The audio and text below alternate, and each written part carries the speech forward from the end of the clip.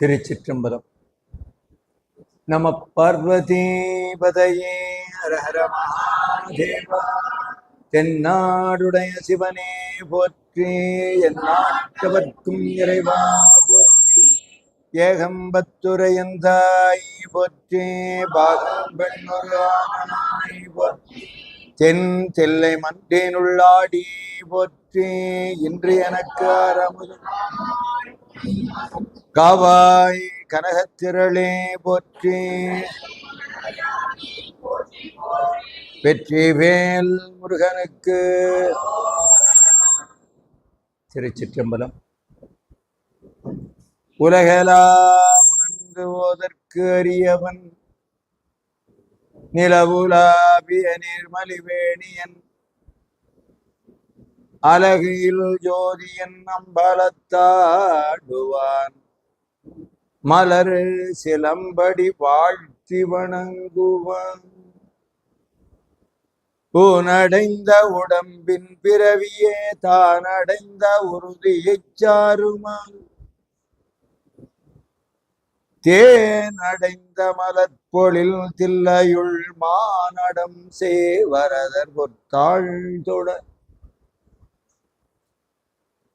எடுக்குமா கதையின் தமிழ் செய்யுளாய் நடக்கும் மேன்மை நமக்கு அருள் செய்திட, தடக்கை 5 உடைத்தாள் செவி நீண்முடி கடற்கழிற்றினை கருத்துள் இருத்துவம், மதிவளர் சடைமுடி மன்றோளாரை முன் துதிசெய்யும் நாயன்மார் தூய சொன்மலர் பொதிநலன் நுகர்தரு புனிதர் பேரவை விதிமுறை உலகினில் விளங்கி வெல்கவே. தொக்கு சேர்திருத்தொண்ட தொகை விரிவாக்கினால் சொல்ல வல்லபிரான், எங்கள் பாக்கிய பயனா பதி குன்றை வாழ் சேக்கிழானடி சென்னி இருத்துவம்.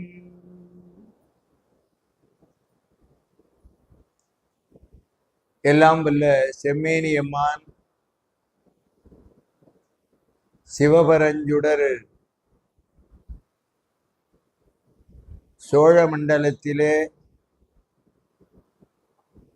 பெரும்பற்ற புலியூர் என்று சொல்லுகிற தில்லை மாநகரிலே அருள்மிகு சிவகாம சுந்தரி அம்மையுடனாய அருள்மிகு கூத்தாடும் பிரானாக ஞானமா நடராச மூர்த்தியாக எழுந்தருளி இருப்பது போன்றே சென்னையில் சிதம்பரம் என்கிற நிலையிலே நம்முடைய தொண்டை நன்னாட்டிலே பள்ளிக்கரணை என்கிற பகுதியிலே மல்லிகேஸ்வரர் நகரிலே திருக்கோயில் கொண்டு எழுந்தருளி இருக்கிற பெருமான் சித்சபாமணி கூடம் என்கிற திருப்பெயர் தாங்கி இருக்கிற அம்பலத்திலே ஆடுகிற கூத்தப்பிரானாக அருள் தரும் சித்சபாநாயகியுடன் எழுந்தருளி இருக்கிற சித்சபாநாயகனாக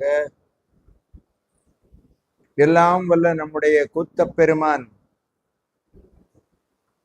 நடராஜமூர்த்தி எழுந்தருளி இருக்கிற இந்த அற்புதமான சித்சபாமணி கூடத்திலே தொடர்ந்து திங்கள்தோறும் 4வது ஞாயிற்றுக்கிழமையில தெய்வ சேக்கிழார் பெருமான் அருளி செய்திருக்கிற திருத்தொண்டர் மாக்கதை என்கின்ற பெரிய புராணத்தை தொடர் சொற்பொழிவு நிகழ்வாக நிகழ்த்தி வருகின்ற பாராட்டுதலுக்குரிய நிறை பேரன்பு சைவ பெருந்திருவினார் நம்முடைய திருஞானம் ஐயா அவர்களுக்கு என்னுடைய அன்பு கலந்த பணிவார்ந்த நன்றிகளை தெரிவித்து, அவருடைய திருமகனார் இருவரும் இந்த அற்புதமான அருட்தொண்டிலே ஈடுபாடுடையவர்கள், மக்கள் செல்வங்கள், அதுபோல அவர்களுடைய இல்லத்து அரசியார் திருவருட் சமூகமே இந்த அற்புதமான அறப்பணியிலே ஈடுபாடு கொண்டு செம்மையாக ஆற்றி வருகிற அவர்களுக்கு மீண்டும் ஒருமுறை அடியனுடைய பணிவார்ந்த நன்றி கலந்த வணக்கங்களை தெரிவித்து வாழ்த்துக்களை சொல்லி, இங்கே வருகை தந்திருக்கிற அடியார் பெருமக்கள் அனைவருக்கும் அடியனுடைய பணிவார்ந்த நன்றி கலந்த வணக்கங்களை தெரிவித்து, காணொலி வாயிலாக செவிமடுக்கின்ற சீரிய உள்ளம் கொண்ட கொள்கையினால் உயர்ந்த அடியார் பெருமக்களுக்கும் இடையனுடைய பணிவார்ந்த வணக்கங்களை இந்த இனிய நேரத்திலே தெரிவித்துக் கொள்கிறேன். நவராத்திரி புண்ணிய காலமாக விளங்குகிற இந்த புனித வேளையிலே முப்பெரும் தேவியர் திருஞான சம்பந்த பெருமான் அழகாக சிவபுரம் திருப்பதிகத்திலே திருமகளோடு திகழ்வர், கலைமகள் தர நிகழ்வர், செய்யமகள் அருட சிறப்பான நலமார்ந்த வாழ்வு வாழலாம் என்றெல்லாம் ஞானசம்பந்த பெருமான் முப்பெருந்தேவியருடைய அருள்நிலையை குறித்து விளக்குகிற அந்த செய்திகளையெல்லாம் இங்கே நினைவுபடுத்தி கொண்டு, முப்பெரும் தேவியரும் ஓர் உருவாக விளங்குகிற அன்னை காமாட்சி என்று சொல்லுகிற ஏலவார் குழலால் அவளுடைய வலக்கண் இடக்கண் கலைவாணியும், அதாவது அலர்மகள் என்று சொல்லுகிற நிலையிலே வெள்ளைத்தாமரையிலே அமர்ந்திருக்கிற கலைவாணி கலைமகள், செந்தாமரையிலே விற்றிருக்கிற திருமகள், இருவரையும் இரு கண்களாக பெற்றிருக்கிற முதல் விழி நாட்டத்து இறைவியாக முக்கண்ணியாக விளங்குகிற முதல்வி ஏலவார் குழலி என்கிற காமாட்சி. அந்த பிராட்டியே தான் பல தலங்களிலும் சிவகாம சுந்தரி என்றும், அபயாம்பிகை என்றும், அறம்வளர்த்த நாயகி என்றும், கற்பகாம்பிகை என்றும், திரிபுர சுந்தரி என்றும் பல்வேறு திருநாமங்கள் தரித்து கொண்டு எழுந்தருளி இருக்கிற பிராட்டியை நவராத்திரி புண்ணிய காலத்திலே சிந்திப்பது பெரும் சிறப்பு. அந்த வகையில காஞ்சி காமாட்சி, மதுரை மீனாட்சி, காசி விசாலாட்சி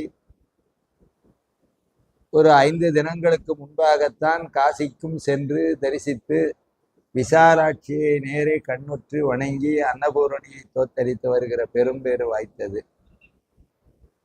அடுத்தாற்போல் பர்வத வர்த்தனியாகிய மலைவளர்காதிலேயே ராமேஸ்வரத்திற்கு செவ்வாய்க்கிழமை தரிசிக்க செல்ல இருக்கிறேன், செவ்வாய் புதன்.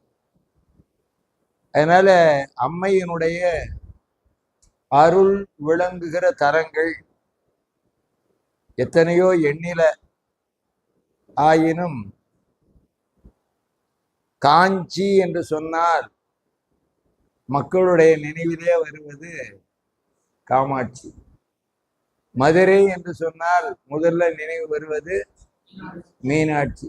காசி என்று சொன்னால் முதல்ல நினைவு வருவது விசாலாட்சி. ஆனால் திருவாரூர் என்று சொன்னால் தியாகராஜா தான் உடனே நினைவு. சிதம்பரம் என்று சொன்னா நடராஜா தான் நினைவு. அதாவது எல்லா நிலையிலேயும் சிவசக்தியினுடைய கலப்பு. சிவம் வேறு சக்தி வேறு அல்ல. மலர் அதிலிருந்து மனத்தை பிரிக்க முடியாது, அதுபோல நெருப்பிலிருந்து சூட்டை பிரிக்க முடியாது, அதுபோல சிவசக்தி பிரிக்க இயலாது. பெருமானே அருள் அது சக்தியாகும் என்கிற நிலையிலே அருளே சக்தியாக வெளிப்படுகிறாள். திருமூலர் பெருமான் அந்த அம்பலம், ஐயனாடுகிற அம்பலம், தில்லை பெருமன்றம் அனைத்தையும் அம்மையனுடைய சிவசக்தி சொரூபமாகவே கருதி வழிபாடு செய்கிற நிலையை நாம் திருமூலருடைய திருமந்திரம் வாயிலாக அறியலாம். பாடல்கள் எல்லாம் சொல்ல நேரம் இல்லை. இருந்தாலும் இந்த செய்திகளை எல்லாம் நம்முடைய மனத்துட்கொண்டு இன்றைக்கு நாம் சிந்திக்க வேண்டிய ஒரு அற்புதமான திருத்தலம் காஞ்சி மாநகரம். காசி என்று சொல்லுகிற 2 எழுத்துக்களுக்கு இடையிலே கா சி, 2 எழுத்துகளுக்கு இடையிலே மையத்துல இன்ச்சு, இக்கு இங்கு இச்சு இன்ச்சுன்னு சொல்லக்கூடிய மெய்யெழுத்து.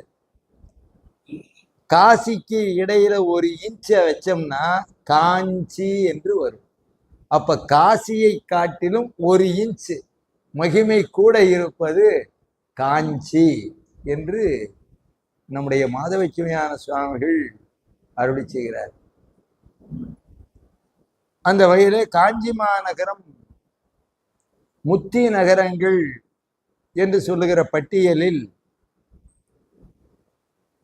குருஞான சம்பந்த பெருமான் அழக சிவபோகசாரத்திலே அருளி செய்கிற பொழுது தில்லைவனம், காசி, திருவாரூர், மாயூரம், முல்லைவனம், கூடல், முதுகுன்றம், நெல்லை, கடர், காஞ்சி, கழுக்குன்றம், மறைக்காடு, அருணை, காடத்தி, வாஞ்சியமின் முத்தி வரும் என்று அருளி செய்கிறார். அதுல காஞ்சி. அதே மாதிரி 7 நகரங்கள் முக்திக்கு பிரதானமான நகரங்களாக நம்முடைய பாரத நாட்டிலே பேசப்படுகிற நிலையில காசி, காஞ்சி, அவந்திகா, அயோத்தி, அவந்திகா, காசி, காஞ்சி, மதுரா, துவாரகா, மாயா, இப்படி 7 நகரங்கள். முத்தி நகரம் 7னுள் முதன்மையாம் காஞ்சி. அப்பவும் எது? காஞ்சி தான் முதல்ல. அதே போல இந்த 7 திருநகரங்கள் சொல்லுவது போல உலகத்துல ஒவ்வொரு பொருள்கள்லையும் ஒரு முதன்மையான பொருள் என்று ஒன்றை கருதுவோம். மலர்கள் என்று எடுத்துக்கொண்டா மலர்கள்ல எது முதன்மைன்னா தாமரை தான். பூவினுக்கு அருங்கலம் பொங்கு தாமரை, பூவெனப்படுவது பொறிவாழ் பூவே. அதுபோல எத்தனை பறவைகள் இருந்தாலும் மயில், எத்தனை விலங்குகள் இருந்தாலும் சிங்கம். அதுபோல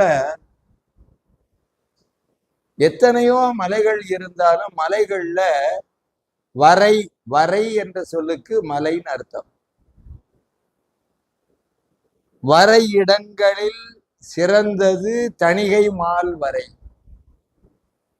வரை இடங்களில் சிறந்தது தணிகை மால் வரை.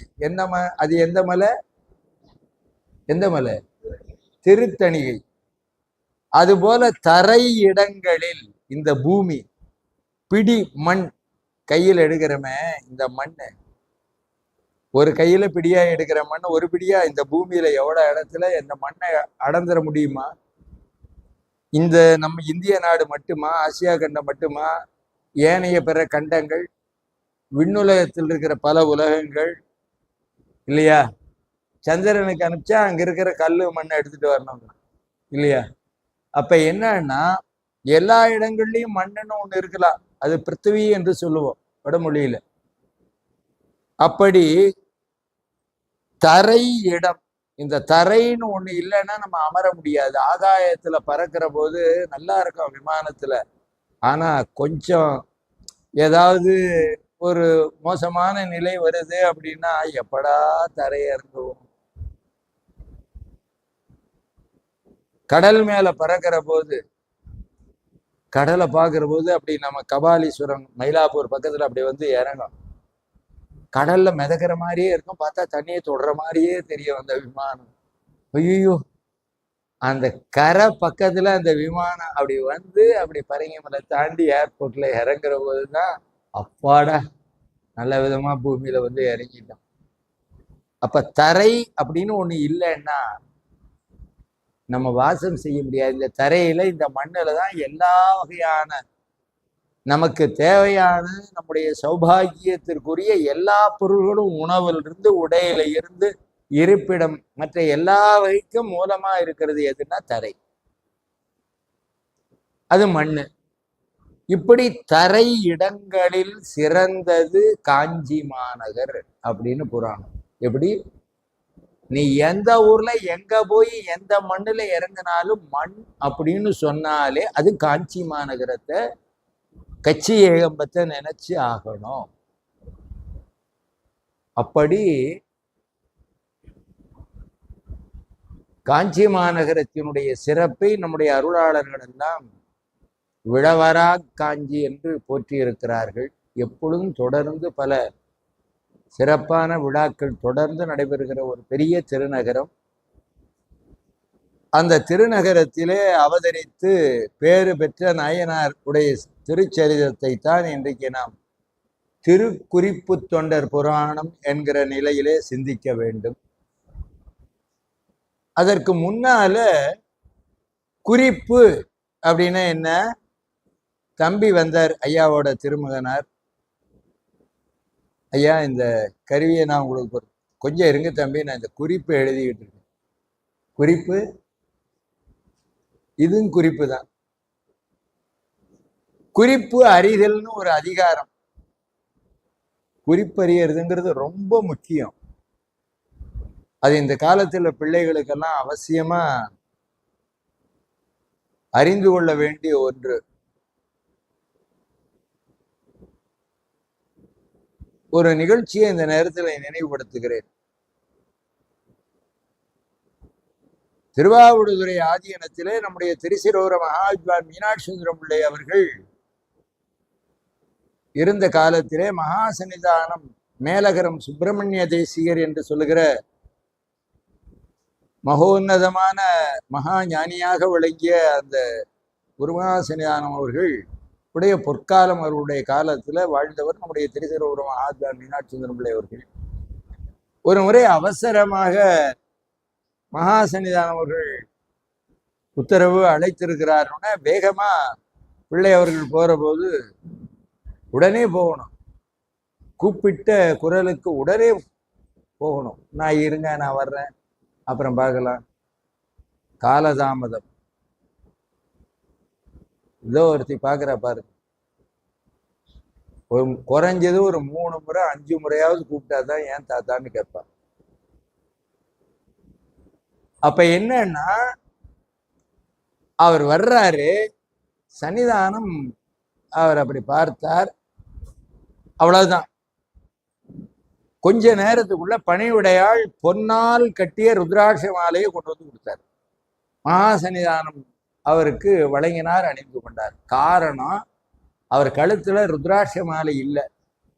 வர்ற வேகத்துல அவர் போட்டுக்கிட்டு வரல. யாரு? பிள்ளை அவர்கள். அவர் சொன்னாரா பணிவிடையாளுக்கு, ஓ இந்த இடத்துல ருத்ராட்சம் வச்சிருக்கேன், அந்த மாலையை எடுத்துட்டு வா, நான் அவருக்கு போடணும்? எதுவுமே சொல்லலை. கண் அங்கே பார்த்தது, பணிவிடையாளை பார்த்தது, அதுதான் ஞான நாட்டம். அதாவது நேத்திர பாடம்னு சொல்றது.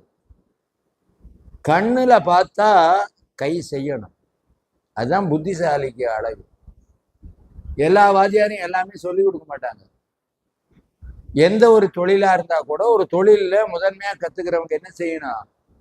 சொல்லி கொடுக்கறதுக்கு முன்ன கண்ணில் பார்த்துக்கிட்டு இருந்து கண்ணாலதான் கத்துக்கணும். முதல் வேலை. உண்மையிலேயே தம்பி, நம்ம இசைக்கருவிகளை இசைக்கிறதுல இருந்து எல்லாமே. அதனால குறிப்பு அறிதல். அந்த குறிப்பு அறிகிறவங்களை என்ன இருந்தாலும் பரவாயில்ல, அவர்களுக்கு எவ்வளவு கொடுத்தாலும் அப்படிப்பட்டவர்களை கூட வச்சுக்கணும். அப்ப வைத்துக் கொள்ளுபவர்களுக்கு ஏற்ற பெருமை குறிப்பறிதல். இது திருக்குறிப்பு. என்ன குறிப்பு? குறிப்பிலேயே இது என்ன குறிப்பு? திருங்கிற அடைமொழியோட வர்ற குறிப்பு. கொண்டான் குறிப்பறிவாள் பெண்டாட்டி. ஒரு மனைவிங்கிறவ எப்படி இருக்கணும்னா, கணவன் சொன்ன பின்னால ஒரு வேலை செய்யறது அல்லவா.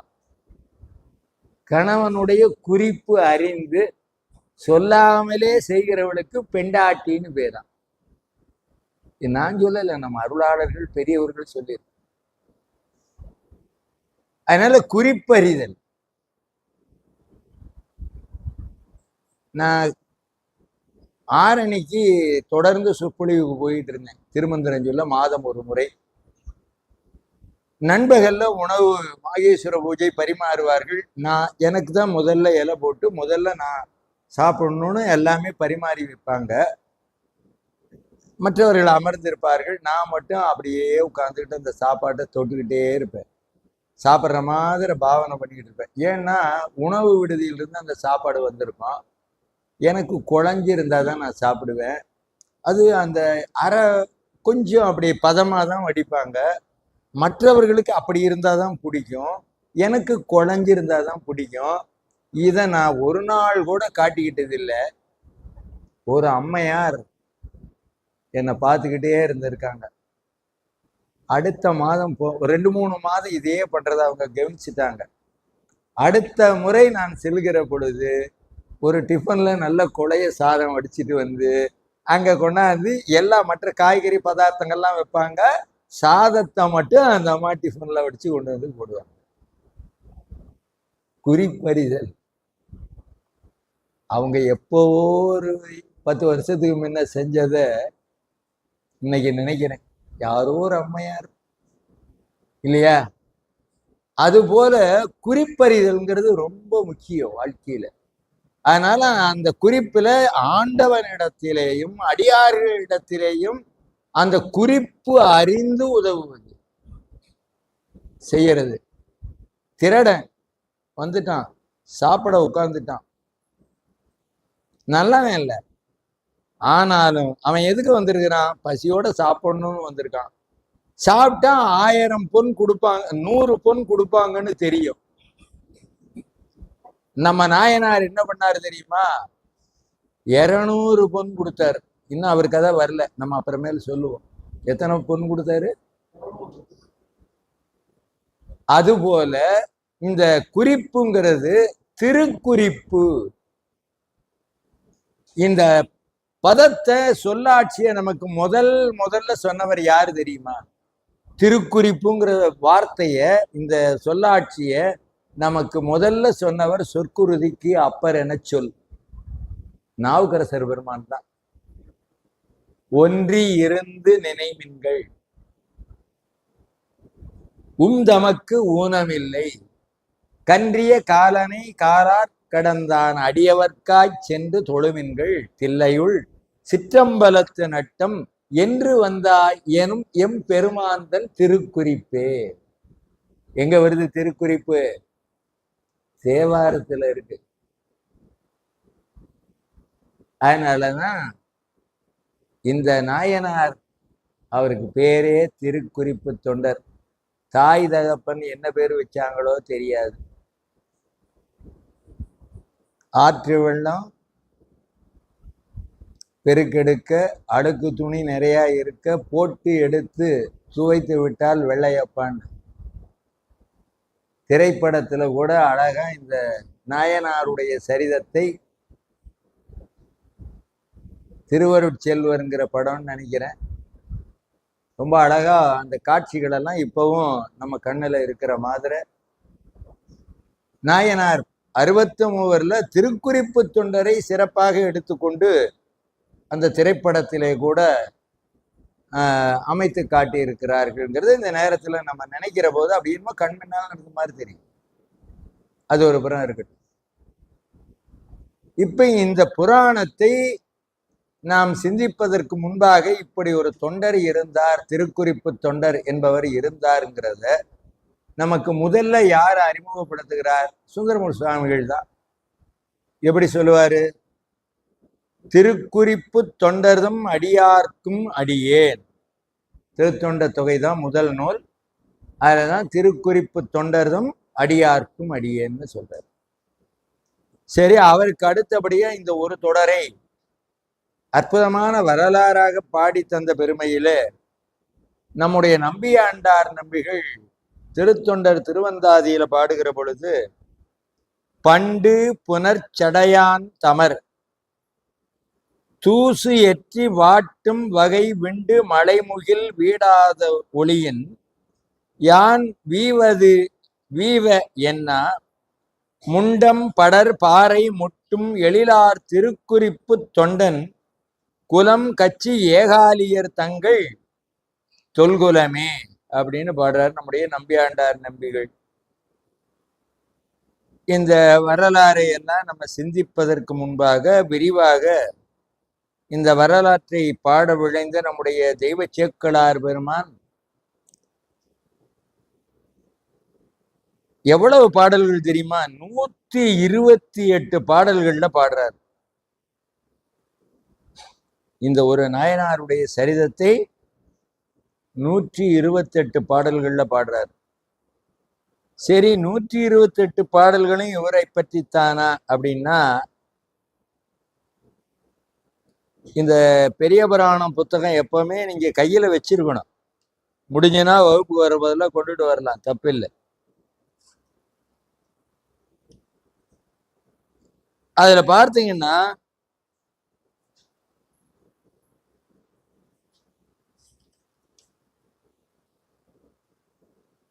ஒரு 18 பாடல்கள் தான் இவருடைய குறிப்பு. எத்தனை பாட்டு?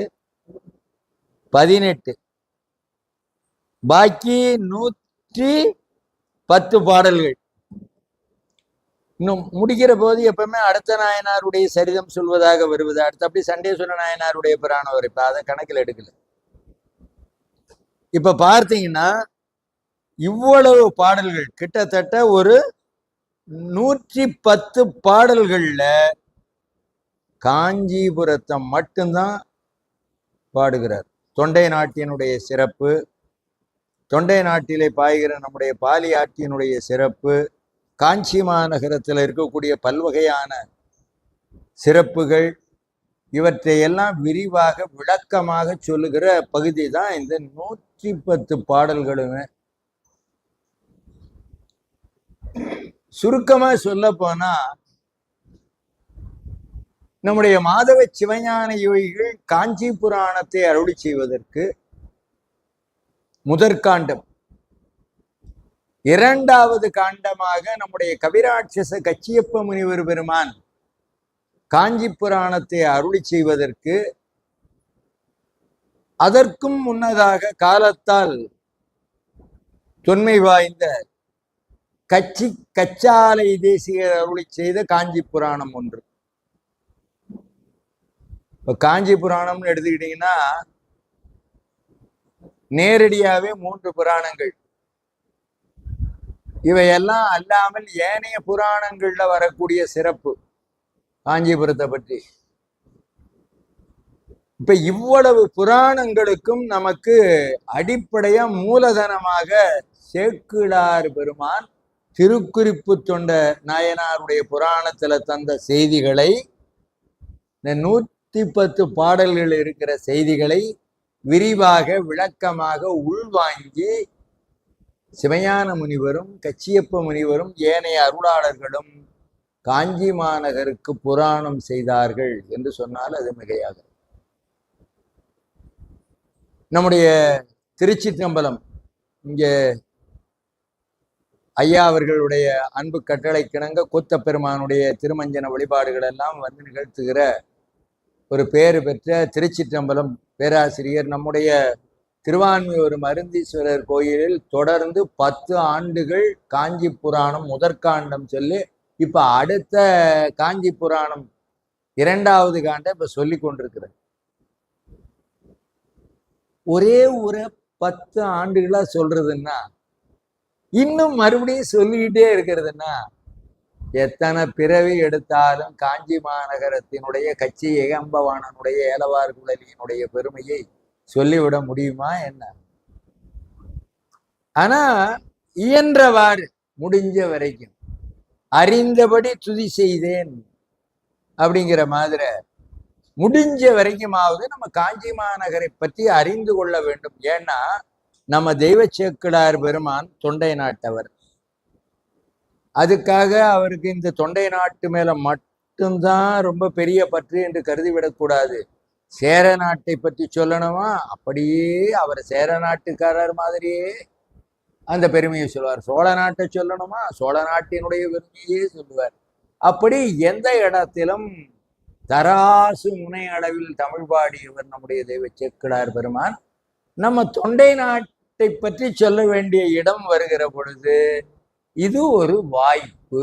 திருத்தொண்டருடைய வரலாறுகளை சொல்லுகிற பொழுது திருக்குறிப்பு தொண்ட நாயனாரை சொல்ல வருகிற பொழுது நமக்கு ஒரு பெரிய வாய்ப்பு எதுன்னா, காஞ்சி மாநகரத்தை சொல்ல வருகிற பொழுது அந்த நாயனாருடைய சரிதத்தோட தொடர்புபடுத்தி சொல்லலாம் என்று பெருமானார் கருதி இருக்கிறார். அதுதான்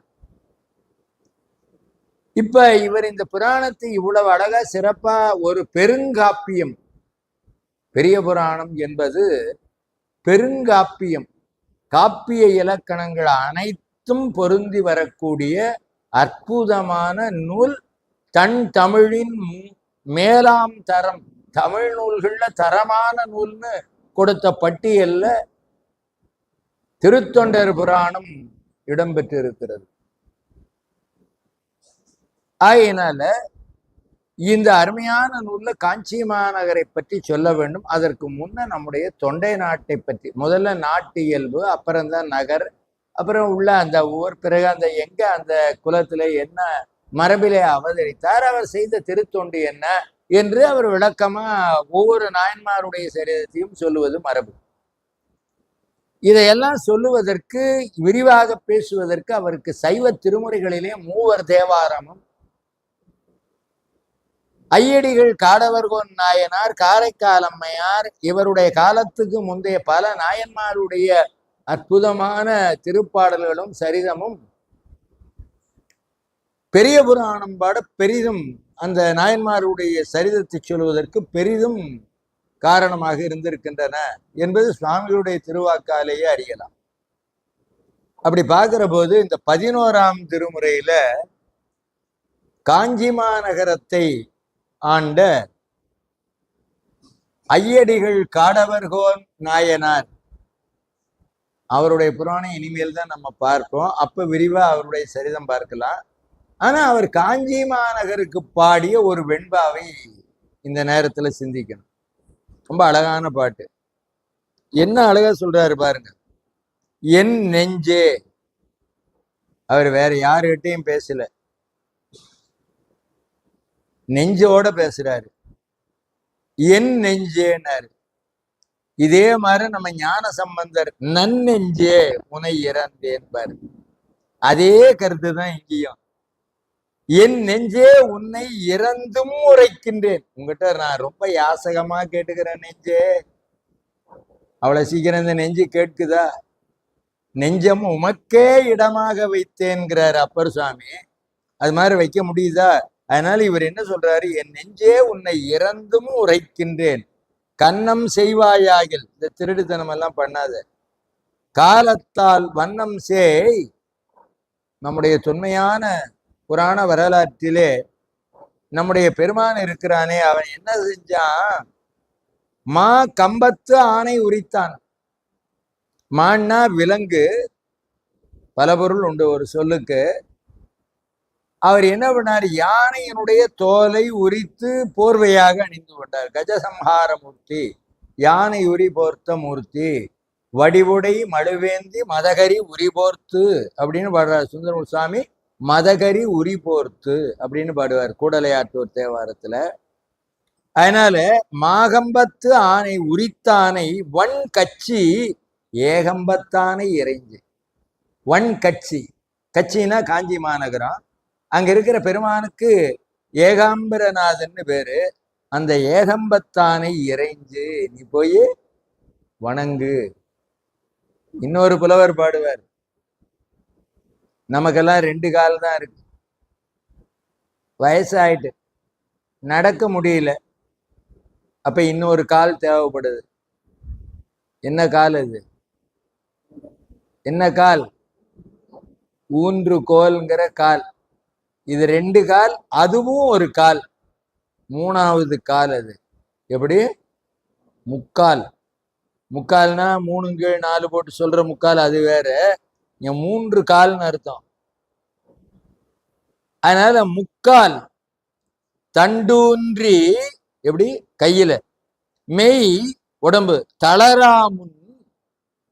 அந்த கோல் ஊனி நடக்கிறதுக்கு முன்ன நீ முதல்ல காஞ்சிபுரத்துக்கு போய் ஏகாம்பரநாதனை வணங்கிடு. அப்புறம் கோல் ஊன பின்னால நான் பாத்துக்கிறேன். இளமையில் ஆடாத ஆட்டம் எல்லாம் ஆடிட்டு அப்புறம் வயசாகி போய் அப்புறம் கோல் ஊனி நடக்கிற போது ரத்தம் கட்ட பின்னால ஞானம் வந்து என்ன பண்றது? அப்ப வாலிபமாக இளமை காலத்திலிருந்தே இறைவனை வணங்க வேண்டும். அதனாலதான் முக்காலு கேகாமுன் முன் நரையில் வீழாமுன் அப்படின்னு ஒரு பழம்பாடல்ல மாவின் கீழ் இருக்கிறானே அந்த ஏகம்பத்தானை இறைஞ்சு போய் வணங்கு. பட்னசாமி பாடுவார்ல, கல்லாப்பிழையும் கருதாப்பிழையும், அதுல என்னாச்சு, எல்லா பிழையும் பொறுத்து அருள்வாய் கச்சி ஏகம்பனே. அதனால என்ன அப்படின்னா, அத்தகைய அருமையான அந்த காஞ்சி மாநகரம் இந்த தொண்டை நாட்டுல பாடல் பெற்ற திருத்தலங்கள் 32ல முதன்மையான கோயில் எது? கச்சி ஏகம்பன் தான் முதன்மையான கோயில். 32லயும் முதன்மையா நினைக்க வேண்டியது எது? கச்சி ஏகம்பன் தான். அப்படி இந்த தொண்டை நாட்டினுடைய சிறப்பு, காஞ்சி மாநகரம் அமைந்திருக்கிற பேரு எந்த நாட்டுக்கு அந்த வாய்ப்புன்னா தொண்டை நாட்டுக்கு தான். இப்போ முதல்ல தொண்டை நாட்டோட சிறப்பை சொல்ல போறாரு நம்முடைய சேக்கிழார் பெருமான். நம்ம பல முறை இங்க சொல்லுவோம். நான் பெரும்பாலான இடங்கள்ல சொல்லுகிற பொழுது, ஊரெல்லாம் சிவாலயங்கள், உரையெல்லாம் நால்வர் பாட்டு, பேரெல்லாம் சிவநாமங்கள், பேரு எல்லாம் முக்தி வேட்கை, நீரெல்லாம் தெய்வத்தீர்த்தம், நிலையெல்லாம் ஞான யோகம், ஏரெல்லாம் நிறைந்தது இந்த எழிலுலாம் தொண்டை நாடுன்னு ஒரு பாட்டை அடிக்கடி சொல்லுவேன். ஏன்னா தொண்டை நாட்டோட சிறப்பு சொல்ற போது, இது வேறொரு அறிஞர் பெருமான் பாடியது, பூவை கல்யாண சுந்தர யதீந்திரர் என்கிற பெருமானார் பாடியது. இப்ப இவர்களெல்லாம் பாடுறதுக்கு முன்ன காலத்தால் முந்திய வரலாற்றிலே சோழ நாடு சோறுடைத்து, சேர நாடு வேளமுடைத்து, பாண்டிய நாடு முத்துடைத்து, தொண்டை நாடு சான்றோர் உடைத்துன்னு பாடினாள் அவ்வை பெருமாட்டி. தொண்டை நாடு சான்றோர் உடைத்து. அப்படி இந்த நாட்டினுடைய பெருமையை, தொண்டை நாட்டினுடைய பெருமையை தெய்வ சேக்கிழார் பெருமான் சொல்லுகிற பொழுது, ஏயுமாறு பல் உயிர்களுக்கு எல்லையில் கருணை தாயனாள் தனியாயின தலைவரை தழுவ.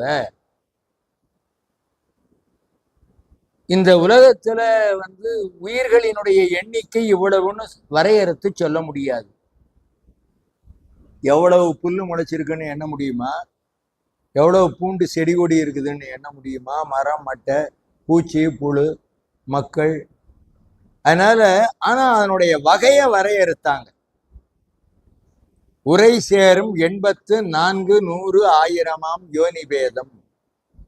அதுல எத்தனையோ.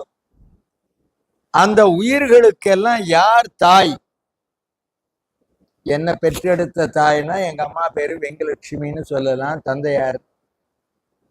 தந்தையாருடைய பெயர் கிருஷ்ணசாமின்னு சொல்லலாம். ஆனா என்னோட தாய் யாரு? இந்த பிறப்புல என்னை பெற்றெடுத்தவள் வெங்கலட்சுமியா இருக்கலாம் இல்லையா? இந்த பெண்ணை பெற்றெடுத்தவள் அறம் வளர்த்த நாயகியா இருக்கலாம், அந்த பெண்ணை பெற்றெடுத்தவள் யோகேஸ்வரின்னு இருக்கலாம். இதெல்லாம் நம்ம அம்மா பேரை சொல்லிக்கலாம். அம்மான்னு ஒருத்தி இருக்கிற வரைக்கும் அம்மா பேரு. இப்ப அம்மா இல்லை, எனக்கு இல்லை. அப்பா இருந்தாரு, இப்ப இல்லை.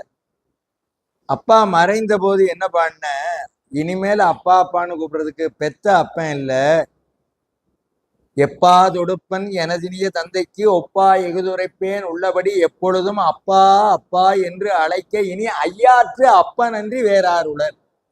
நமக்கு அப்பன் யாருன்னா ஐயாரப்பன், அம்மா யாருன்னா காமாட்சி இல்லையா? அதனால இந்த உலகத்துல எல்லாருக்கும் தாய், எல்லாருக்கும் தகப்பன், மக்கள் இல்ல சகல ஜீவராசிகளுக்கும்.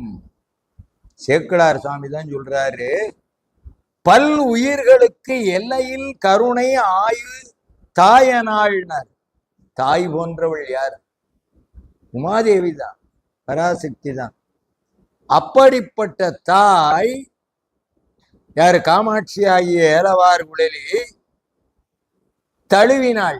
வெள்ளம் வந்த போது அம்மா சுவாமி பூஜை பண்ற, அப்படி வெள்ளம் வந்துட்டு அவன் என்ன பண்ணா? தழுவினாள். அந்த தழுவன தலைவன் யாருன்னா ஏகம்பவாணன். தலைவரை தழுவ ஆகி நான்மறை போற்ற நின்று அருந்தவம் புரிய தூய மாதவம் செய்தது. இப்ப யார் தவம் பண்ணுனா அப்படின்னா, தலைவரை தழுவ தாயாகிய நம்முடைய ஏலவார்குழலி காமாட்சி தவம் பண்ணான்னு சொல்லணும். அப்படியும் சொல்லி இருக்கு, அப்படி வரலாறு இருக்கு. காமாட்சி பஞ்சாக்கினி மையத்துல ஊசி முனையில ஒத்த கால நின்று மாங்காட்டுல தவம் பண்ணான்னு வரலாறு. ஆனா அத்தகைய பெருமை பொருந்திய அன்னை காமாட்சி தவம் இருந்து கச்சி ஏகம்பரை தழுவ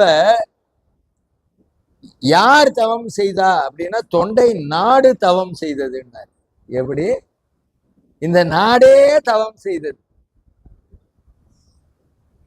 நம்ம தவம்னா நம்ம எல்லாம் செய்யறதுன்னு நினைச்சிருவோம். இல்ல, தூய மாதவம் செய்தது தொண்டை நன்னாடு. எந்த நாடு? தொண்டை நன்னாடு அப்படின்னாரு. அடுத்து அப்படி இந்த நாட்டோட சிறப்புகளை சொல்ற போது, இங்க உள்ளவர்களெல்லாம் நடுநிலை உடையவர்கள்.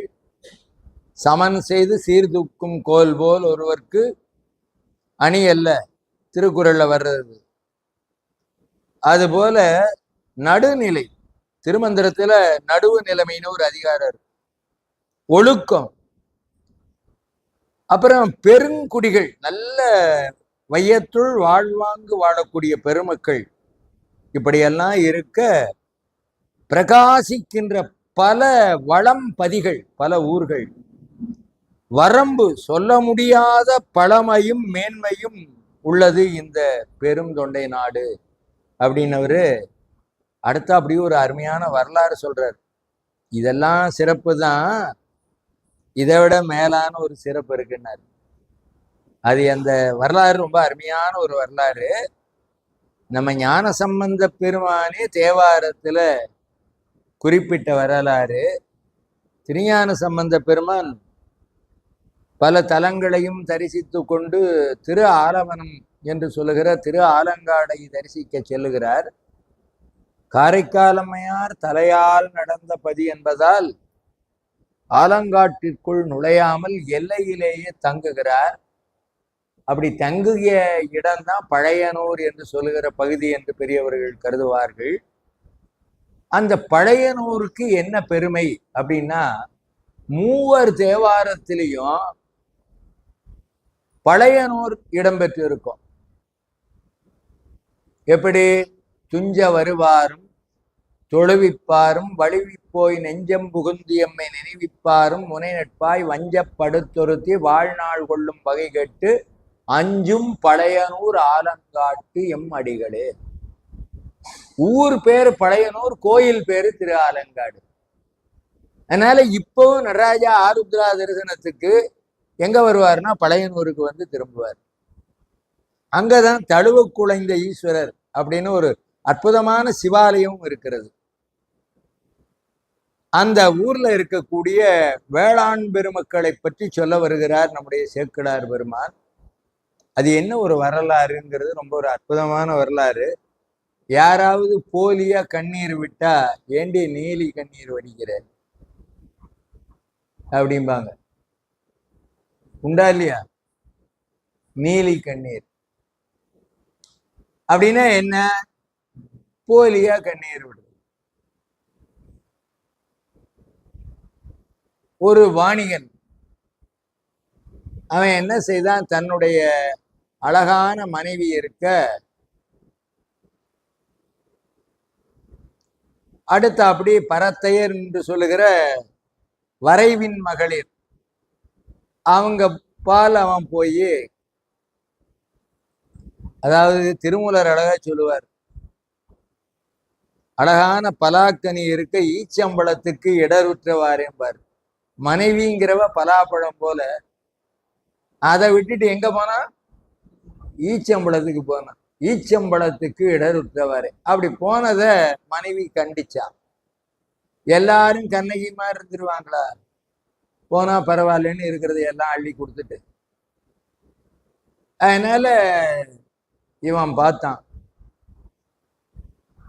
எப்படியாவது தன்னுடைய மனைவியை கதையை முடிச்சிடணும்னு முடிவு பண்ணிட்டான். அழைச்சிக்கிட்டு போனா அவன் எண்ணியபடி முடிச்சுட்டான். யார? மனைவிய. அவ என்னன்னா அகால மரணம் அடைந்தால் பேயா மாறிடுவாங்க. அவ பேயா மாறிட்டா. பேயான பின்னால அது உடனே அவ்வளவு சீக்கிரம் இருக்குமா? அடுத்த பிறப்பு இவன் எடுக்கிற வரைக்கும் அது காத்துக்கிட்டு இருக்குது. பழி வாங்க. கத்தி எடுத்தவன் கத்தி தான் இல்லையா? அந்த பிறப்பெடுத்த அந்த பேய்க்கு தான் நீலின்னு பேர். இன்றைக்கும் திருவாலங்காடு பகுதியில நீலி மேடுன்னு ஒரு பகுதி இருக்கு. கண்டிவாக்கம்னு ஒரு ஊர். கண்டிவாக்கம், இடையார்பாக்கம், பிச்சிவாக்கம், அது பக்கத்துல ஒரு பகுதிக்கு நீலிமேடு. இவன் அடுத்த பிறப்பெடுத்து காஞ்சி மாநகரத்துல இருந்து வியாபாரம் காரணமா வடதிசை நோக்கி பயணமானா அவனுக்கு ஜாதகம் பார்த்த அக்காலத்து சோதிடர்கள் சொன்னாங்க, போன பிறப்புல நீ இப்படி ஒரு தப்பு பண்ணியிருக்கப்பா, அது காத்துக்கிட்டு இருக்குது உன்னை பழி வாங்க.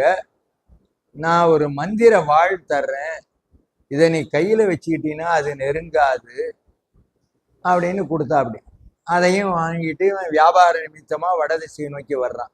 வர்ற போது இரவு எங்க தங்கணும்னா திருவாலங்காட்டுல பழையனூர்ல தங்கணும். இருட்டிட்டு உடனே தங்குவதற்கு அந்த காலத்துல எல்லாம் லாட்ஜ் இதெல்லாம் கிடையாது. யாராவது ஒருத்தர் திருமணையை சார்ந்துதான் இருக்கணும். அப்ப அந்த ஊர் வேளாண் பெருமக்கள் இடத்துல நாங்க இப்படி வந்திருக்கிறோம், வியாபார நிமித்தமா தங்கும். உடனே இந்த பேய் ஒரு பெண் வடிவம் எடுத்து அங்க இருக்கிற ஒரு கள்ளிக்கட்டையை எடுத்து குழந்தையா மாத்தி, இவ ஏற்கனவே குழந்தையோட கொலை பண்ணிட்டான்.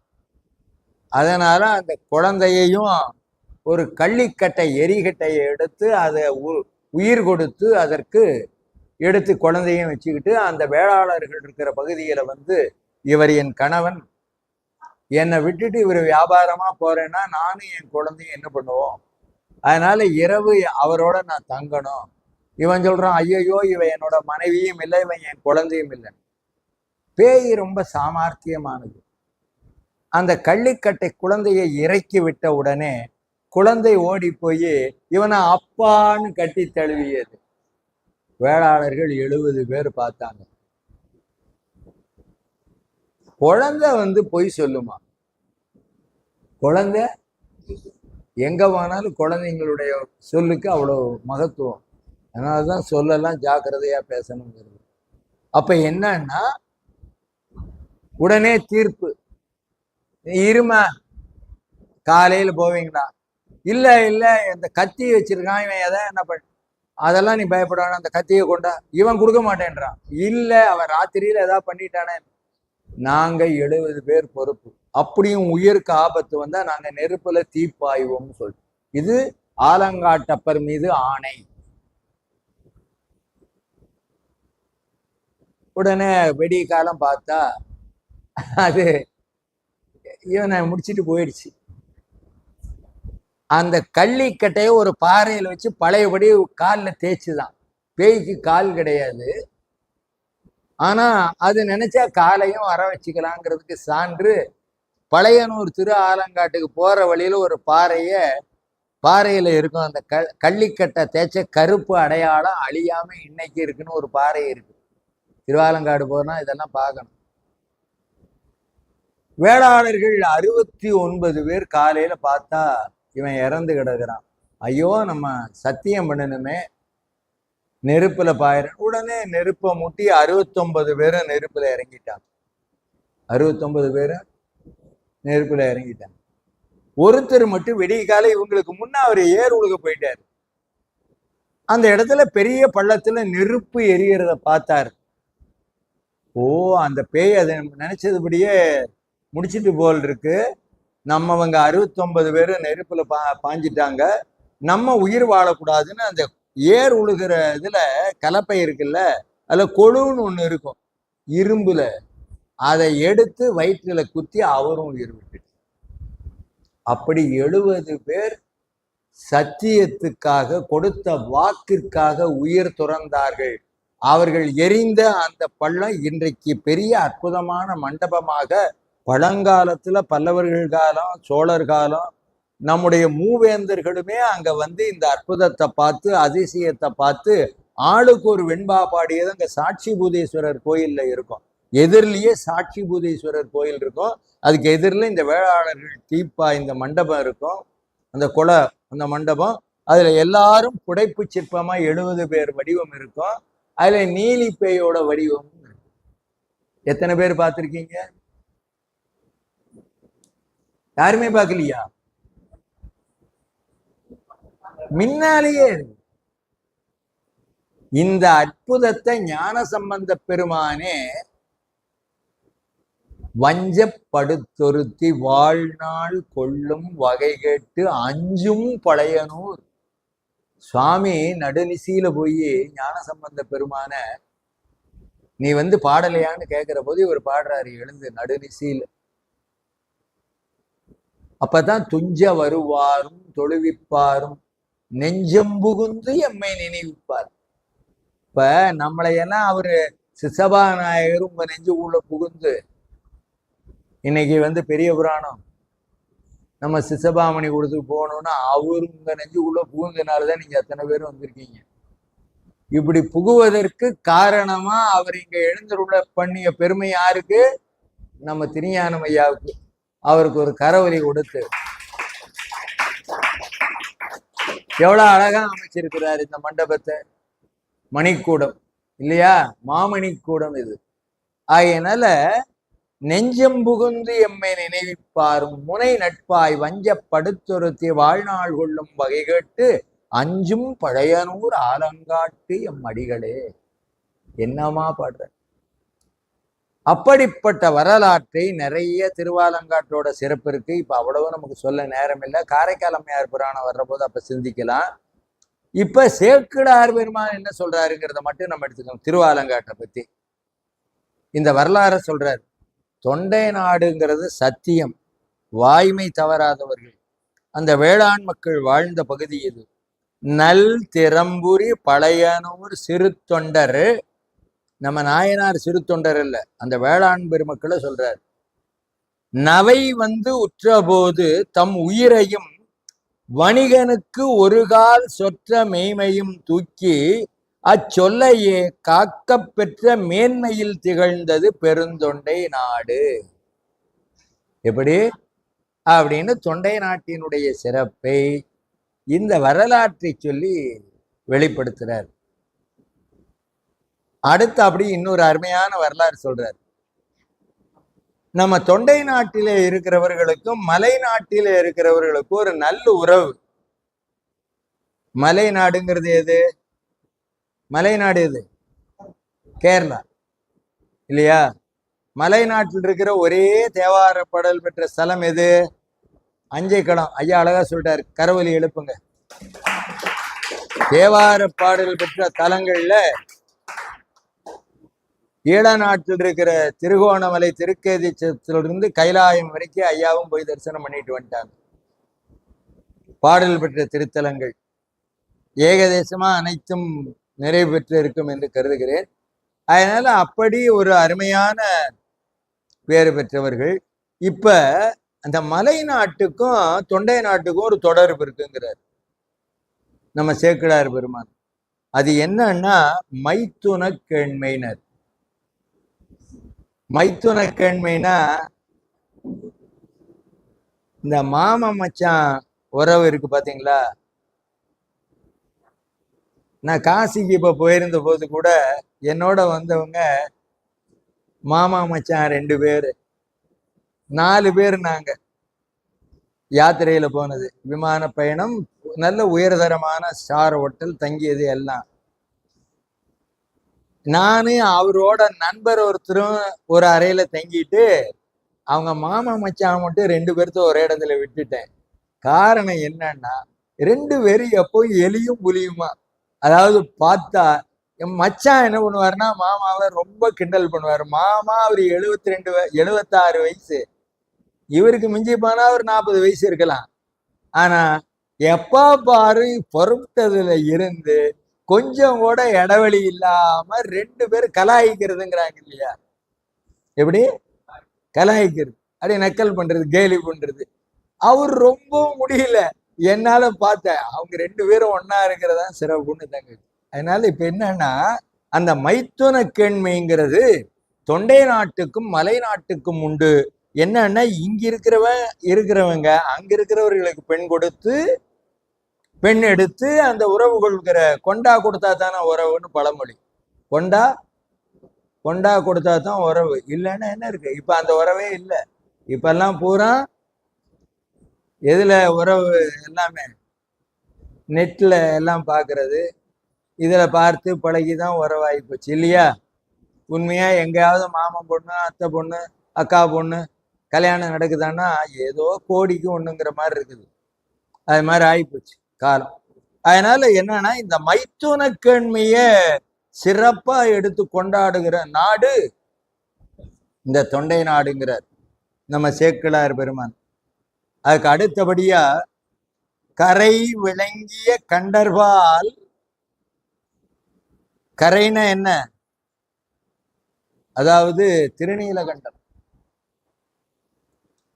கரை விளங்கிய கண்டர்பால் காதல் செய் முறைமை பொறிந்திட நேரிழை அறம் புரிந்ததனால். எப்படி? அறம், தர்மம் எல்லா நாட்டிலையும் நடக்கலாம். ஆனா இந்த தர்மத்தை, அறத்தை தொடங்கி வச்சது யாருன்னா அம்பாள். அவதான் அறம் வளர்த்த நாயகி, அவதான் அறப்பெரும் செல்வி, காமகோட்டம் உடையாள், உலகுடையாள் என்றெல்லாம் கொண்டாடுகிற அந்த ஏலவார் குழலி இருக்காளே, அவதான் முதல்ல 32 அறங்களையும் எங்க தொடங்கி வச்சா? காஞ்சி மாநகரத்திலிருந்து தொடங்கி வச்சா. அந்த அறங்கள் தான் இன்றைக்கு உலகத்துல எல்லா இடங்கள்லயும் நடக்குது. அதனால அம்பாளுக்கு எத்தனையோ திருநாமங்கள் இருந்தாலும் இந்த 32 அறங்களையும் செய்தவள். அவள் எழுந்தருளி இருக்கிற பதி எதுனா இந்த காஞ்சி மாநகரம் அமைந்திருக்கிற தொண்டை நாடுங்கிறார். கரை விளங்கிய கண்டர்பால் காதல் செய்முறைமை புரிந்திட நேரிழைய அறம் புரிந்ததனால் பிறையுறிஞ்சி எயிற்பதியில் பெருந்தொண்டை நாடு முறைமையாம் உலகினில் மிகுமொழி உடைத்தால். அதாவது அம்பாள் சுவாமியை வழிபட்டாங்கிற குறிப்பு பல பாடல்கள்ல நம்ம தெரிஞ்சுக்கலாம். சுந்தரமூர் சுவாமிகள் பாடின ஆலம்தான் உகந்து அந்த இடக்கண் பெற்ற பதிகத்திலேயே எழுகலின்றி இமையவர்கோனை ஈசனை வழிபாடு செய்வாள் போல உள்ளத்தூழ்கி உகந்து உமை நங்கை வழிபடான்னு பாடுறார் இல்லையா சுந்தரமூர் சுவாமி. அப்ப வெளிப்பட்ட கள்ளக்கம்பன் யாரு? ஏகாம்பரநாதன் இல்லையா? கள்ளக்கம்பன். அங்க நல்ல கம்பம், வெள்ளக்கம்பம், கள்ளக்கம்பம், ஏகம்பம், 4 கம்பம் இருக்கும். எங்க காஞ்சிபுரத்துல போனா 4 கம்பரையும் பார்க்கணும். அவரோட பெயர் பெற்றதுனாலதான் கம்பர்னே பேரு. அம்பிகாவதி ராமாயணம் எழுதிய கம்பருக்கு கம்பர். அவருக்கு கம்பர்னா யாரு? சிவருமானோட பேரு தான். ஆகையினால இந்த வரலாற்றை தெய்வ சேக்கிழார் பெருமான் புராணத்தை தொடங்குற போதே காஞ்சிபுரத்தை சொல்றாரு. நாயன்மார்கள் சரிதான் சொல்லல. நூலை தொடங்குற போதே அவரு என்ன செய்யறாரு? திருமலை சிறப்புங்கிற பகுதியில எம்பிராட்டி இவ் 7 உலகு ஈன்றவள் தம்பிரானை தனித்தவத்தால் எய்தி கம்பையாற்றில் வழிபடு காஞ்சி என்று உம்பர் போற்றும் பதியும் உடையது. இந்த நாடு இருக்கிறதே பாரத நாடு. தொண்டை நாட்டோட சிறப்பு சொல்லையில காஞ்சிபுரத்தை சொன்னா பரவாயில்ல, ஏலவார் குழியில வழிபட்டாள்னு சொல்றதுங்கிறதெல்லாம் தனி சிறப்பாக இருந்தாலும் புராணத்தை தொடங்குகிற பொழுதே சுவாமி என்ன சொல்றாருன்னா காஞ்சி மாநகரத்தை சொல்றாரு. அம்மா வழிபட்ட பெருமை பொருந்தியது அப்படிங்கிறது பாட்டுக்கெல்லாம் பொருள் நிறைய சொல்லணும், இப்ப நேரம். ஆகையினாலே இவ்வளவு பெருமை பொருந்திய நாடு இந்த நாடு. அது மட்டும் இல்லை, இந்த நாட்டுல முதல்ல சொன்ன ஊரெல்லாம் சிவாலயங்கள். பழமையா எந்த ஊர் இருந்தாலும் அந்தந்த ஊர்ல சிவன் கோயில் இல்லாமல் இருக்காது தொண்டை நாட்டுல. அப்படி யாராவது ஆக்கிரமிப்பு மூடி மறைச்சிருந்தா கூட வெளிப்பட்டுருவாரு சுவாமி. பல இடங்கள்ல ஏதாவது தோன்ற போது ஏதாவது பார்த்தா சிவலிங்கமா கிடைக்கும். அப்படி ஊரெல்லாம் சிவாலயங்கள்னு சொல்ற மாதிரி ஏராளமான சிவாலயங்கள் இருக்கக்கூடிய நாடு இந்த தொண்டை நாடு. அதுல காஞ்சிபுரத்துல 16,000 சிவலிங்கம் இருக்குன்னு சொல்லி ஒரு குறிப்பு. எத்தனை? பல பேர் வீடு எடுக்கிறதுக்கு கடகால் தோண்டா சிவலிங்கம், ரோடு போடுறதுக்கு இந்த நெடுஞ்சாலை, அந்த நெடுஞ்சாலை அமைக்கிற பொழுது புக் லைன் தோண்டி எடுக்கிற பார்த்தா சிவலிங்கமாகுது. அதை எடுத்து நெடுஞ்சாலையில் ஒரு ஓரத்துல ஒரு பெரிய சிவன் கோயிலே கட்டியிருக்காங்க. நீங்க காஞ்சிபுரத்துல போற போது நம்ம பெங்களூர் ஹைவே இருக்கு இல்லையா, பாத்தீங்கன்னா வலது கை பக்கம் இப்படி போற போது வலது கை பக்கம் நான் அதை அகழ்ந்து எடுக்கிற போது பார்த்திருக்கிறேன். அதுக்கு கோயில் அமைத்த பின்னாலேயும் பார்த்திருக்கேன். அப்படி எங்கு பார்த்தாலும் சிவ திருமேனிகள், சிவலிங்க திருமேனிகள் நிறைஞ்சிருக்கிற நாடு காஞ்சி மாநகரம், இந்த தொண்டை நாடு. அதுலேயும் நம்ம அப்பர் சுவாமி திருத்தாண்டகம் பாடுற போது காஞ்சிபுரத்துக்கு திருத்தாண்டகம் பாடுகிறார். இன்னும் பண் பாடி இருக்கிறார். கரவாடும் வன்னெஞ்சிற்கு அரியானை கரவார்பால் விரவாடும் பெருமானை விடையேறும் வித்தகனை அறவாட சடையாட அங்கையினில் அனலேந்தி இரவாடும் பெருமானை என் மனத்தே வைத்தேனேன்னு பாடுவாரு. திருத்தாண்டகத்துல 2 திருத்தாண்டக பதிகங்கள் பாடுறாரு. அவ்வளோ அற்புதமான பாடல்கள்லாம் பாடினவர். சேத்திரக்கோவை பல தலங்களை எல்லாம் தொகுக்கிற பொழுது பாடுவார். அதுல ஒரு பாடல்ல சொல்லுவார், கச்சி பலதளியும். காஞ்சிபுரத்துல இந்த கோயில் அந்த கோயில் அந்த கோயில்னு தனித்தனியா சுட்டி சொல்ல முடியாத அளவுக்கு, ஒரு தெருவில் போனா சிவாலயம் இல்லாத தெருவு இல்லைங்கிற அளவுக்கு நான் சிவராத்திரியில 1008 சிவலிங்கத்தை தொடர்ந்து வணங்குறதுன்னு ஒரு பழக்கம் வச்சிருந்தேன். எத்தனை சிவலிங்கம்? இப்ப சென்னையில் இருந்தா வணங்க முடியுமா? முடியுமா? 108 வணங்கி இருந்தான். திருவான்மியூர் மருந்தீஸ்வரர் கோயிலுக்கு போனால மருந்தீஸ்வரர் பக்கத்திலேயே 108 சிவலிங்கம் இருக்குது, பார்த்துடலாம். தஞ்சை மாநகரத்துல இருக்கிற போது தஞ்சாவூர்ல தொடங்கி திருவையாறு வந்து அடுத்த அப்படி சில தலங்களெல்லாம் கணக்கு பண்ணா 1008 வந்துடும். அப்படி நான் தஞ்சையிலே இருக்கிற காலத்துல வணங்குவேன். அதற்கு பிறகு காஞ்சிபுரத்துக்கு போனா 1008 சிவலிங்கம் வணங்கிடலாம். எப்படி? காஞ்சிபுரத்துல. ஆயினால கச்சி பலதளியும். ஒரு கோயில் 2 கோயில் இல்லை, பாடல் பெற்ற தலம் 5. கச்சி நெறி காரைக்காடு, கச்சி மேற்றளி, கச்சி அநேகதங்காபதம், ஓனகாந்தந்தளி, கச்சி ஏகம்பம். அப்புறம் வைப்புத்தலம் 1, கச்சி மயானம். உள்ள கோயிலுக்குள்ளே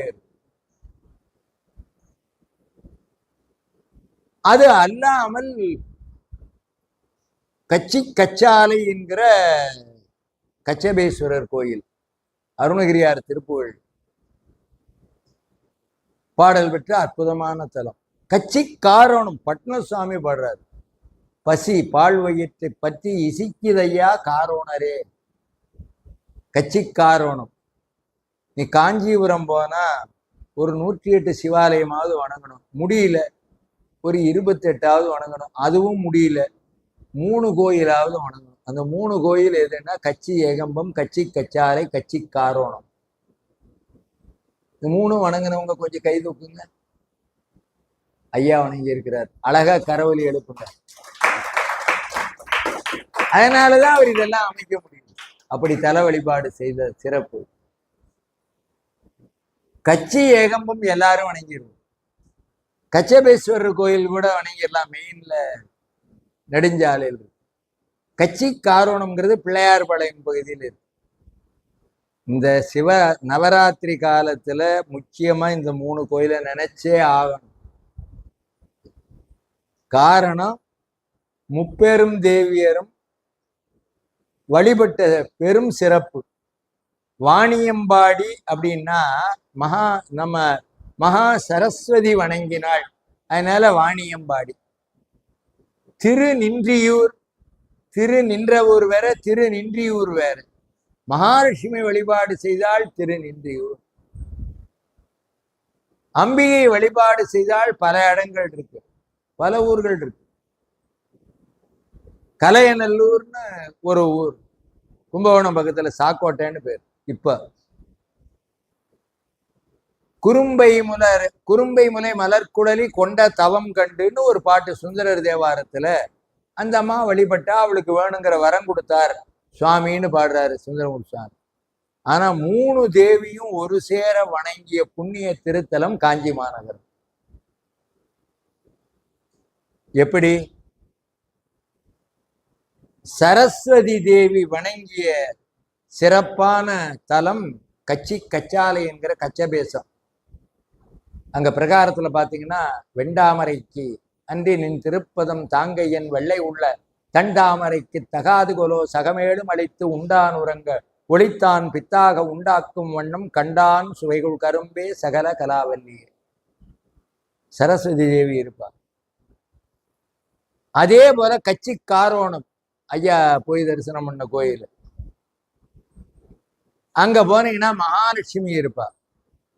பிரகாரத்துல வர்ற போது சண்டீச பெருமானுக்கு பக்கத்துல மகாலட்சுமி சன்னிதானம் இருக்கு. ஏன்னா அங்க மகாலட்சுமி வழிபட்டாள். அடுத்து அப்படி கேட்கவே வேண்டாம், நம்ம உமையம்மை பராசக்தி ஏலவார் குழலி கச்சி ஏகம்பத்துல வழிபட்டார். அப்ப முப்பெரும் தேவியரும் வழிபட்ட அற்புதமான காஞ்சி மாநகரை இந்த நவராத்திரி காலத்துல நம்ம சிந்தை செய்தால் நமக்கு நல்ல கல்வியும் கிடைக்கும், செல்வமும் கிடைக்கும், வீரமும் கிடைக்கும். கிடைக்காதது ஒன்று இல்லை, எல்லா வளங்களும் நிறைந்த மிகப்பெரிய புண்ணிய பெருந்திருத்தலம் காஞ்சி மாநகரம். சரி, இப்ப இந்த செய்திகளை எல்லாம் சொல்றார் யாரு? நம்ம சேக்கிழார் பெருமான் அங்குள்ள ஆலயங்களினுடைய சிறப்பை எல்லாம் எடுத்து ரொம்ப விரிவா சொல்றார். அங்கண் வான்மிசை அதோட இல்லை, இந்த தொண்டை நாட்டுல பாடல் பெற்ற திருத்தலங்களை எல்லாம் பட்டியலிட்டு காட்டுவது போல குறிஞ்சி நிலம், 5 வகை நிலங்கள்ல குறிஞ்சி நிலம் தொண்டை நாட்டுல இருக்கு, மருத நிலம் இருக்கு, முல்லை நிலம் இருக்கு, நெய்தல் நிலம், கடலும் கடல் சார்ந்த நிலம் இருக்கு. இந்த 5 வகை நில சிறப்பு. பாலைங்கிறது தனி நிலம் அல்ல, முல்லையும் குறிஞ்சியும் முறைமையின் திரிந்து நல்லியல் விடந்து நடுங்குதுயர் உரத்த பாலை என்பதோர் படிமம் கொள்ளும்னு நம்முடைய பழந்தமிழ் நூல்கள் சொல்லுது. அதனால பாலை நிலத்துக்கு கொற்றவை. நீங்க காஞ்சிபுரத்துல போனீங்கன்னா கருக்கினில் அமர்ந்தாள், ரொம்ப அருமையான எவ்வளவு தேவியர்களுடைய ஆலயம். ஆதி காமாட்சி கோயில்னு இருக்கும். காமாட்சி கோயிலுக்கு பக்கத்துல பாத்தீங்கன்னா அடுத்தபடி பின்பக்கம் தேவியர்களுடைய திருக்கோயில், அதுவும் குறிப்பா கொற்றவையினுடைய திருக்கோயில்கள் எல்லாம் ஒரு தனி பட்டியலே எடுத்து தரிசிக்கத்தக்க தலம் காஞ்சி மாநகரம். அப்ப முல்லை, குறிஞ்சி, முல்லை, மருதம், நெய்தல், பாலை 5 வகை நிலங்களுக்கும் ஆலயங்கள் எங்க இருக்கு? காஞ்சி மாநகரத்தில் இருக்கு. இதையெல்லாம் சொன்னவரு 5 வகை நிலங்களினுடைய சிறப்பை சொல்றார். குறிஞ்சி நிலம். அப்ப ஒரு நாட்டோட சிறப்பை சொல்ற போது அங்க ஓடுற நதியை பத்தி சொல்லி ஆகணும். அதுதான் பாலாறு, அப்புறம் வேகவதி ஆறு, மஞ்சளாறு, இப்படி பல ஆறுகள் இருக்கு. அதுல பிரதானமா பாலாறு. இந்த பாலாறு ஒரு காலத்துல திருமாற்பேரு அப்படி அந்த பகுதியில வந்து நம்ம திருமுல்லை வாயில் இப்படி போன பழைய பாலாறு இங்கதான் இருந்தது. அது காலப்போக்குல பெரு வெள்ளத்தால் இப்ப செங்கல்பட்டு அடுத்து போயிட்டு இருக்கு. ஐயாவோட நம்ம சுவாமிக்கு திருக்குடமுழுக்கு நன்னீராட்டு பெருவிழாவெல்லாம் நிகழ்த்திய பின்னால சுவாமிக்கு அணிந்திருந்த காப்பு நான் களைந்து, ஐயா திருச்சிற்றம்பலம் நாங்கள் எல்லாரும் போய் அதை நதியில விட வேண்டும் என்று அப்ப பாலாறுல வெள்ளம் போய் கொண்டிருந்தது. நம்ம போய் அந்த காப்பு நான பாலாற்றுல விட்டு வந்தோம். பாலாறுக்கு ஒரு பேரு பயோடினின்னு பேரு. என்ன பேரு? பயோடினி. மகாமக குளக்கரையில 9 தேவியர்களுடைய அற்புதமான பெருந்திருமேனி, அற்புதமான தேவியர் சிலை இருக்கு. கங்கை, யமுனை, சரஸ்வதி, துங்கபத்ரா, சரயு, இப்படி எல்லாரும். அதுல பயோடினி நம்ம அம்மா ஒருத்தி இருக்கா. அப்ப இந்த தொண்டை நாட்டுக்கு இருக்கிற பாலாறு இது சில காலத்துல காஞ்சி கிடக்கும். அதனால இந்த நாட்டுக்கு தண்ணீர் வசதி இல்லை அப்படின்னு கருதி விட முடியாது. உழவர்கள் என்ன செய்வாங்களாம், அப்படி மணல் அப்படி தள்ளினா என்ன ஆகும், ஊற்று பெருக்கெடுக்கும். அப்படி ஒரு பெரிய சிறப்பு எந்த நதிக்குண்டு, குறிப்பா பாலாறுக்கு உண்டு. அந்த வெள்ளமே மடை உடைச்சு பாய்கிற அளவுக்கு வருமா. அதுக்கு ஒரு உதாரணம் சொன்னாரு. குழந்தைக்கு ரொம்ப பசி, ஒரு தாயோட மார்பை குழந்தை வருட ஆரம்பிச்சுன்னா தாய் மார்புல பால் சுரக்கும். எப்படி? குழந்தைக்கு பசி, குழந்தையோட அந்த பிஞ்சு விரல்கள் மார்புல பட்டோடனே எப்படி வருடனா தாய்க்கு எப்படி பால் சுரக்கிறதோ அதுபோல பாலாறு சுரக்குங்கிற குறிப்பை ரொம்ப அழகா பிள்ளை தைவர பெருகு பால் சூரி முளைத்தாய் போல் மல்லரு வேனிலின் மணல் திடர் பிசைந்து கை வருட வெள்ள நீர் இருமருந்து கால்வழி மிதந்து ஏறி பள்ள நீர்வயல் படுமடை உடையது பாலி. என்ன அழகா நிறைய பாட்டு இருக்கு. இந்த ஆறு எங்கெல்லாம் இருக்கோ அங்கெல்லாம் பழமையான ஊர்கள் இருக்கும். ஆற்றங்கரை நாகரிகம், கெடில நதிக்கரை நாகரிகம், சிந்து சமவெளி நாகரிகம், எங்கெங்கெல்லாம் நதியோ நதிக்கரைகள்ல தான் பல நகரங்கள் உருவாகும். அப்படி நகர சிறப்பு இதையெல்லாம் சொல்ல வர்ற பெருமான் அடுத்து அப்படி இந்த பாடல் பெற்ற திருத்தலங்கள் இங்க நம்ம தொண்டை நாட்டில் இருக்கிற 32 தலங்கள்ல சிறப்பான பல தலங்களை எல்லாம் எடுத்து இந்த புராணத்துல சொல்றார். இதற்கு பிறகு காஞ்சி மாநகரை பற்றி சொல்ல வேண்டும். அதற்கு பிறகுதான் காஞ்சி மாநகரத்துல உமையவள் வழிபட்ட செய்தியை சொல்ல வேண்டும். அதற்கு முன்னால காஞ்சி மாநகரத்துல என்னென்ன அதிசயங்கள் நிகழ்ந்தன அப்படின்னு ஒரு பட்டியல் இடுறார். இதெல்லாம் நம்ம திருச்சிற்றம்பலம் காஞ்சி புராணம் சொல்றதுனால ரொம்ப விரிவா விளக்கமா திருவான்மியூர்ல சொல்லி இருப்பாரு.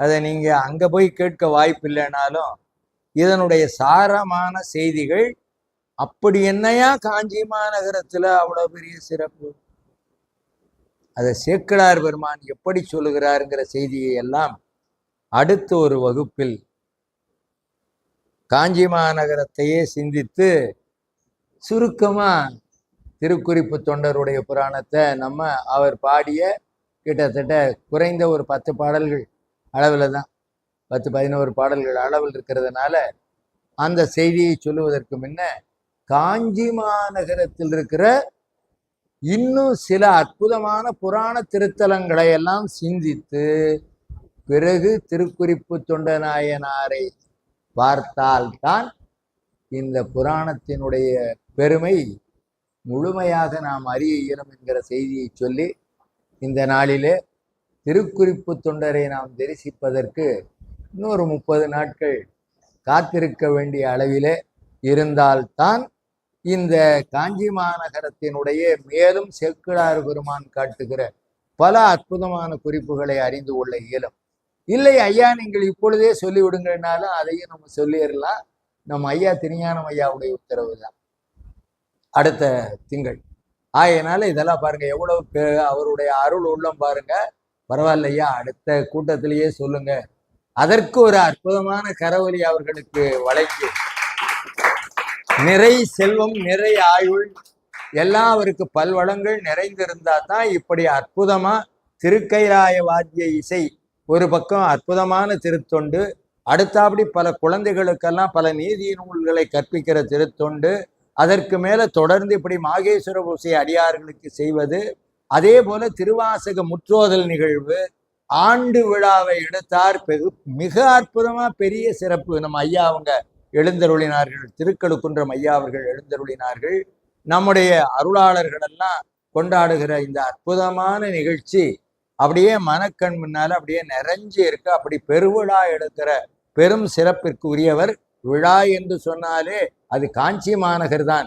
விழவரா காஞ்சின்னே புகழ் பெற்ற அந்த காஞ்சி மாநகர் விழா எடுப்பது போல விழா எடுப்பதிலும் வல்லுனர் நம்முடைய ஐயா என்று சொல்லி, அவருடைய திருவருட்சமூகம் நீடு பல்லாண்டு வாழ்கை என்று சொல்லி, இந்த நேரத்துல காஞ்சி மாநகருக்குரிய திருப்புகழ் அற்றைக்கு இறை தேடி என்கிற அற்புதமான திருப்புகழ் மற்றும் சில பாடல்களை, நவராத்திரிக்கு உரிய தோத்திரம், தேவியனுடைய தோத்திரங்கள், இவையெல்லாம் மட்டுவார் குழலியும் மறுவார் குழலியும் இப்பொழுது இசைக்க இருக்கிறார்கள். பார்த்து பதிவு செய்து கொள்ளுங்கள். முதல்ல காஞ்சிபுரத்து பாடல் அற்றைக்கு இறை தேடி என்ற திருப்புகழ் பாடி, பிறகு உள்ளமார் குறுகாதவர், அதற்கு அடுத்தபடியாக